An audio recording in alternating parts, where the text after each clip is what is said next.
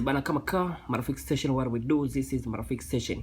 Hapa leo nataka nikuelekeze namna gani unaweza kaa unafanya vitu vyako privacy, yani kwa kufanya vitu vyako vya siri.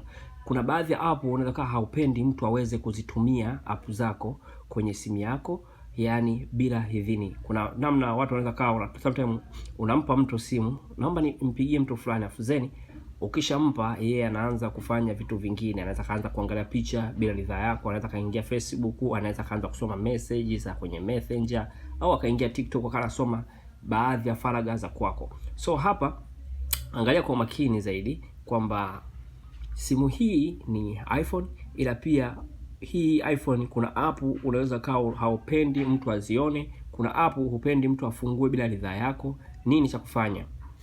Utaingia kwenye hizi app kama unavyoiona hapa. Mfano mimi hapa naweza nikasema hii hapa ni app ya YouTube Studio, au hii hapa ni WhatsApp. Hii mtu akifungua hawezi mpaka aweke Face ID. Umeelewa? Hii hapa pia app mtu akitaka kuingia hawezi mpaka aweke Face ID. Alafu zeni akitaka kuingia Facebook pia lazima aweke. Kwa hiyo unakuta nikimpa simu yeye ataingia kwenye kupiga tu, ila kupiga yenyewe pia mpaka aweke Face ID, mpaka nitamtolea Face ID, then ataingia one time, atapiga na atafanya mawasiliano. Akimaliza atanirudishia simu yangu. Hawezi kuaccess chochote kile, kwa sababu kila anachotaka kuaccess kinahitaji atumie Face ID, yani password. Kwa hiyo tukizungumzia namna gani unaweza kuwa unaweka sasa Face ID kwenye hiyo simu yako, unachokifanya utaingia kwenye app ambayo wewe unataka kuweka Face ID. Utaingia kwa mfano kama hii, nitaingia hapa, nitabonyeza, nitaishikilia. Ukishikilia itakuletea option kama unavyoziona hizi option hizi hapa. Hizi option inakuonyesha hapo kwamba kwenye hizi option tunaona hapo kuna remove app, kwamba uitoe app, ila pia kuna don't require Face ID, kuna share app na kuna edit home screen. So wewe utakuja, sababu nishaweka Face ID, kwa hiyo hapo unaona kwamba unakuta inakuandikia don't require Face ID. Kwa hiyo nikitaka nitoe, kama mtu aweze kuingia moja kwa moja, nitaingia hapa, itaniuliza Face ID yangu, nitaweka Face ID au passcode, itajiondoa. Kwa hiyo mtu akiingia ataingia moja kwa moja. Ila kama ningekuwa sijaweka hapo kwenye don't require Face ID, maana yake ingekuepo require Face ID, maana yake moja kwa moja ningejiunga iweze kuingia kwa kutumia mfumo wa Face ID. Ukibonyeza hapa inatoka. Twende kwa mfano app kama hii, nitaishikilia. Utaingia hapa, utakuta maelezo yake hapo, remove app require Face ID. Unaona hii mwisho kabisa huko chini, hii hapa require Face ID. Nitaingia hapo kwenye require Face ID, itanambia hapo require Face ID, hide and require Face ID.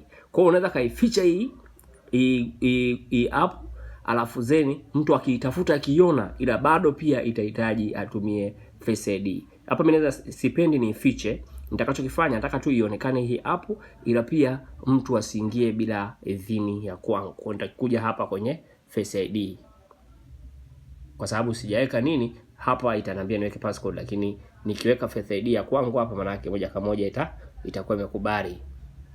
Hivyo ndio unavyoweza kuzificha app zako, au kuweza pia kuziweka ziwe katika security na usalama mkubwa zaidi. Namna nyingine unaweza kawa labda hata kuzihide tu.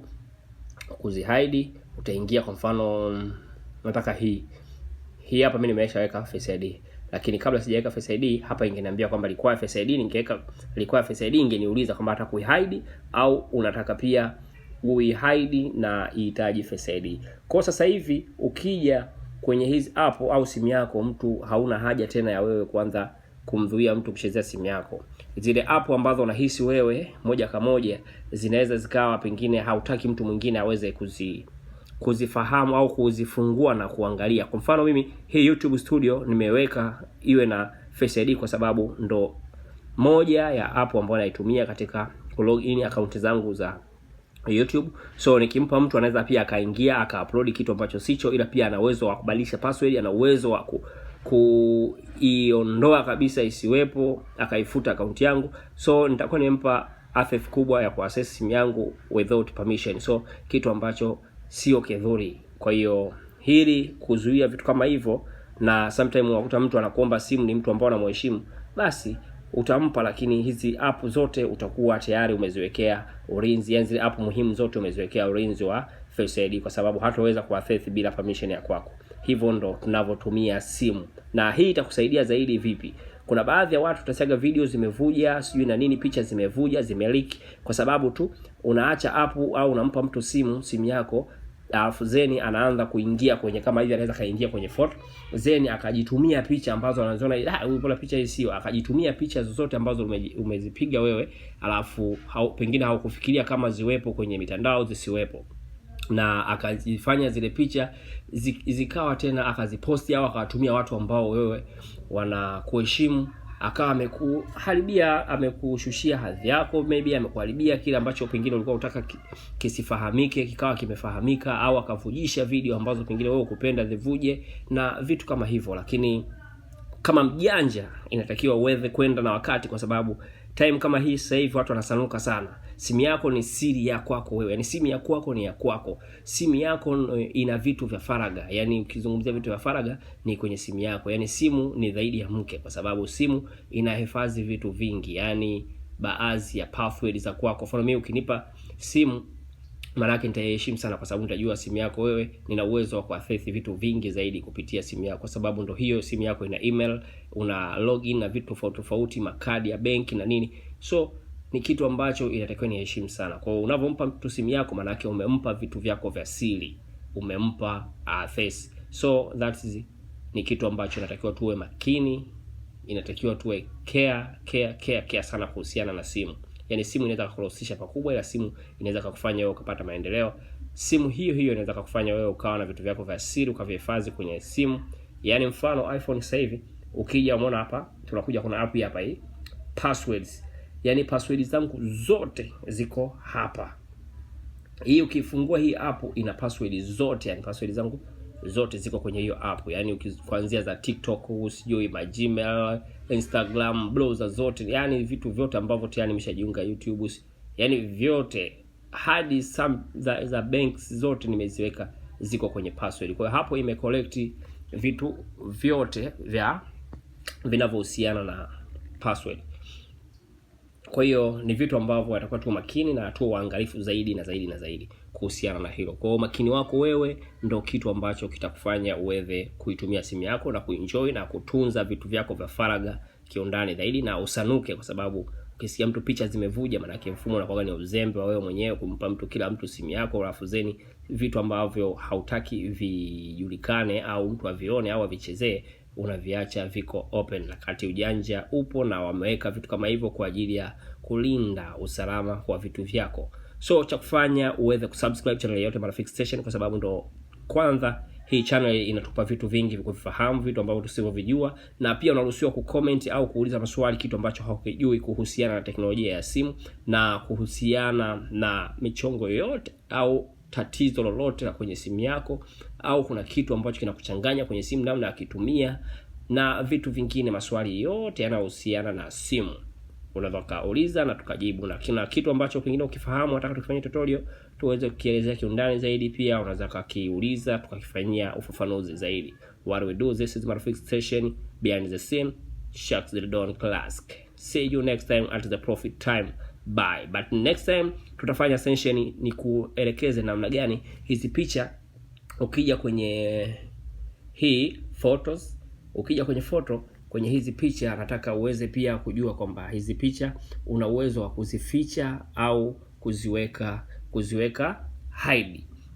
Unaweza kuzificha, ila pia kuna picha zingine hutaki mtu aone, na kuna picha zingine unataka mtu aweze kuaccess tu. Unaweza kaacha hii usiweke nini, lakini kuna baadhi ya picha zingine ukazihide mtu asiweze kuaccess bila kuweka Face ID.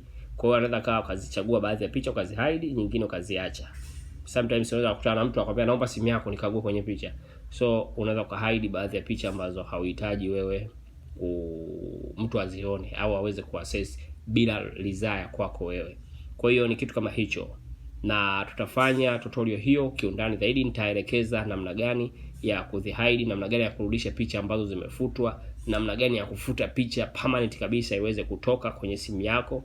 Sababu sometimes unaweza ukawa umefuta picha ukahisi umefuta, alafu akaja mtu kwenye simu yako akaangalia picha zote ulizozifuta, akazipata na akazirudisha, na akaanza kukwambia kwamba hii ni nini. So that's why vitu kama hivyo kuepuka, basi kupitia hiyo video itakayokuja tutavielezea kiundani zaidi namna ya kufuta picha permanent kwenye simu yako, namna ya kuficha picha na videos ambazo hautaki mtu mwingine azione, namna ya kuzirudisha picha au video ulizozifuta, na namna ya kupanga picha muhimu, picha ambazo sio za muhimu, na kuondoa duplicate picha ambazo zimejirudia mara mbili. Sometimes unakuta simu imejaa, kumbe imejaa kwa sababu picha au video ambazo umeziweka zimejirudia mara mbili. Hiyo nayo huwa inakuwa ni changamoto.